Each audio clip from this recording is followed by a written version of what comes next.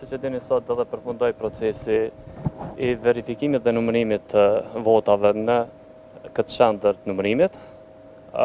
I falenderoj gjithë vëzhguesit, numëruesit të cilët kanë bërë një punë të mirë në verifikimin dhe identifikimin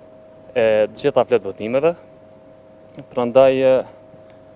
ne sot mendojmë që ky proces duhet të bie edhe në duart të organeve të drejtësisë, për faktin se nga këtu kemi vërej se kemi një defekt serioz të fletvotimeve të cilat e kanë në një farë mënyre e kanë rënë besimin e opinionit publik në procesin zgjedhor. Për rrjedhoj, ne konsiderojmë që e vetmja mënyrë për ta rikthyer këtë proces në binar, për ta rikthyer besimin e qytetarëve në procesin zgjedhor dhe për t'i dhënë integritet dhe besueshmëri, është rikthimi edhe një herë të qytetarëve të Mitrovicës të këtij procesi, që nënkupton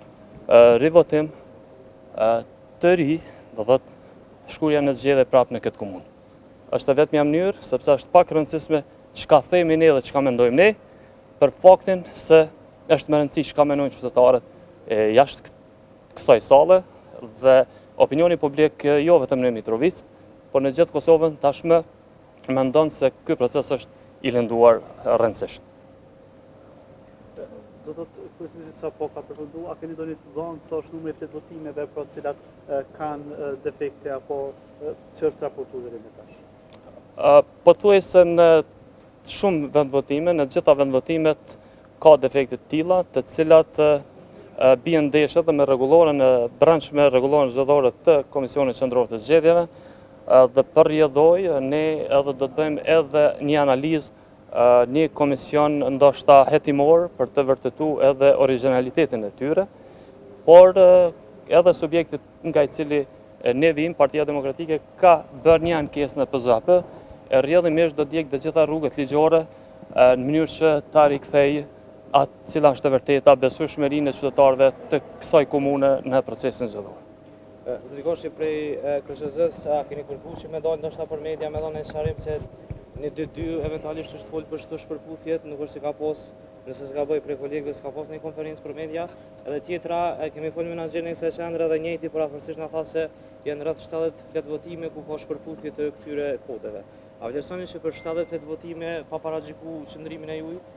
ja vlen me shkuar gjithë komuna në zgjedhje? E para, ne si Komision Qendror i Zgjedhjeve, kjo i takon më shumë kryesuesit, kryetarit të komisionit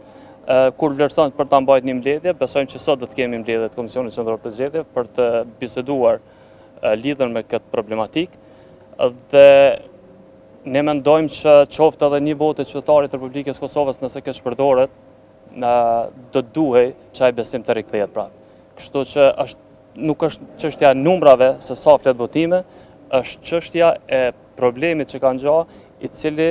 në një farë mënyre e ka zbejë rëndësisht vullnetin e qytetarëve, jo vetëm në komunën e Mitrovicës, po mendoj që